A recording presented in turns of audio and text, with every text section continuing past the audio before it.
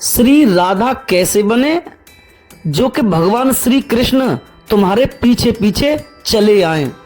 चुपचाप बैठकर मन को शांत करो, अपनी सांसों पर ध्यान दो और सोचो इस संसार में ऐसा कौन है जो बिना किसी स्वार्थ के केवल आपके प्रेम का भूखा है। कोई है जो बस आपको देखना चाहता है, आपको सुनना चाहता है, आपके साथ रहना चाहता है बिना किसी शर्त के, और वह कोई और नहीं, वह है हमारे श्री राधे कृष्ण। श्री राधा और श्री कृष्ण की भक्ति कोई साधारण बात नहीं है। यह कोई दिखावे की पूजा नहीं है, यह कोई विधि विधान की मजबूरी नहीं है। यह तो आत्मा की पुकार है, यह तो हृदय की वो तड़प है जो शब्दों में नहीं ढलती।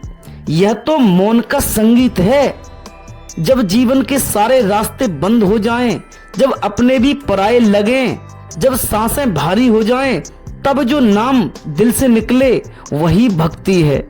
श्री राधा कृष्ण की भक्ति की साधना क्या है? क्या बस माला जप लेना काफी है? क्या मंदिर जाकर दीपक जलाना ही भक्ति है? नहीं, भक्ति एक अवस्था है जहां आत्मा परमात्मा में लीन हो जाती है। भक्ति एक यात्रा है जहां श्री राधा के प्रेम में श्री कृष्ण समर्पित हो जाते हैं और श्री कृष्ण की मुस्कान में श्री राधा खो जाती हैं। तो आज हम जानेंगे श्री राधा कृष्ण की भक्ति साधना कैसे करें। पहले तो ये जान लो राधा क्या है और श्री कृष्ण कौन है। राधा है आत्मशक्ति और श्री कृष्ण है परम चेतना। जब कोई साधक यानी जीवात्मा आत्मा में साक्षी भाव से स्थिर होता है वही राधा है, और भगवान श्री कृष्ण स्वयं आत्मा में रहने वाले से मिलते हैं। इसलिए राधे राधे यानी आत्मे आत्मे कहो ही नहीं, राधा हो जाओ। श्री कृष्ण परमात्मा खुद चले आएंगे। यह साधना कैसे हमें जीवन की हर कठिनाई, हर अशांति, हर दर्द से मुक्त कर सकती है। भक्ति की शुरुआत होती है अपने ही मन से। भक्ति बाहर से नहीं आती, वह भीतर से जन्म लेती है। लोग कहते हैं पहले मंदिर जाओ, पहले पंडित से मिलो, पहले किसी से दीक्षा लो, लेकिन सच्ची बात यह है भक्ति की शुरुआत मन से होती है। जब मन श्री राधा कृष्ण की याद में डूबने लगता है यानी आत्मा परमात्मा की ओर मुड़ जाता है, वहीं से साधना शुरू होती है। श्री राधा कृष्ण की भक्ति कोई संस्कार नहीं मांगती, ये बस एक भाव मांगती है। हे श्री कृष्ण, मैं तुम्हें चाहता हूँ, यह बिना किसी कारण, बिना किसी लाभ के हो। मैं बस तुम्हारे साथ चलना चाहता हूँ जैसे राधा चली थी। इस भावना के साथ जब आप सुबह उठते हैं, जब आप खाना खाते हैं, जब आप चलते हैं, तो जीवन में साधना अपने आप शुरू हो जाती है। और राधा जैसा प्रेम निष्कलंक निस्वार्थ करना है। भक्ति की सबसे ऊंची अवस्था है श्री राधा जैसा प्रेम। वह प्रेम जिसमें मांग नहीं, केवल समर्पण है।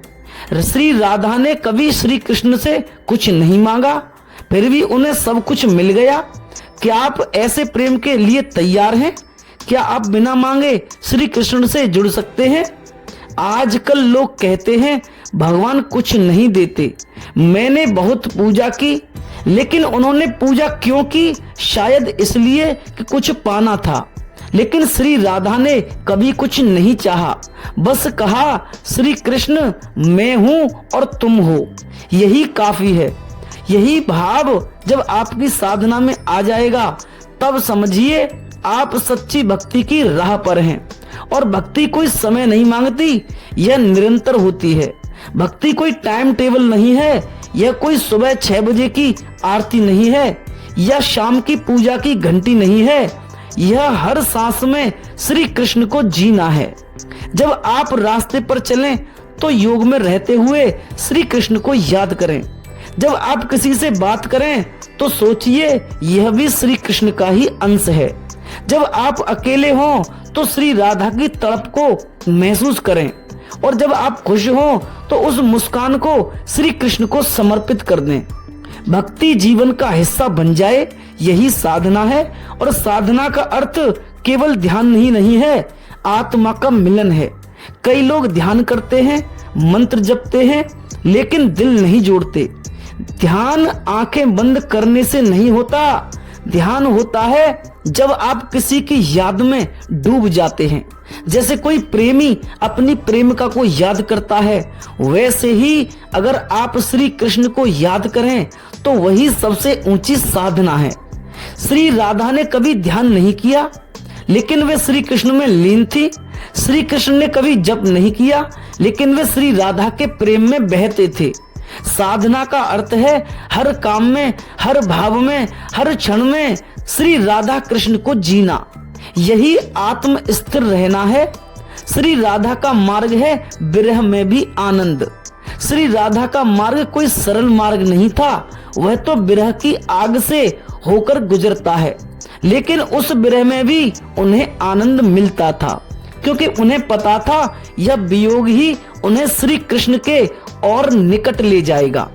भक्ति में दुख भी आएगा, आप रोएंगे, अकेलेपन में तड़पेंगे, पर वह तड़प ही तो प्रेम की गहराई है, क्योंकि प्रेम ही परमात्मा है। अगर आप सच में साधना करना चाहते हैं तो उस वियोग को स्वीकार करें, क्योंकि उसी में मिलन की राह छिपी है। यही श्री राधा कृष्ण की साधना का रहस्य है। जय श्री राधे कृष्ण।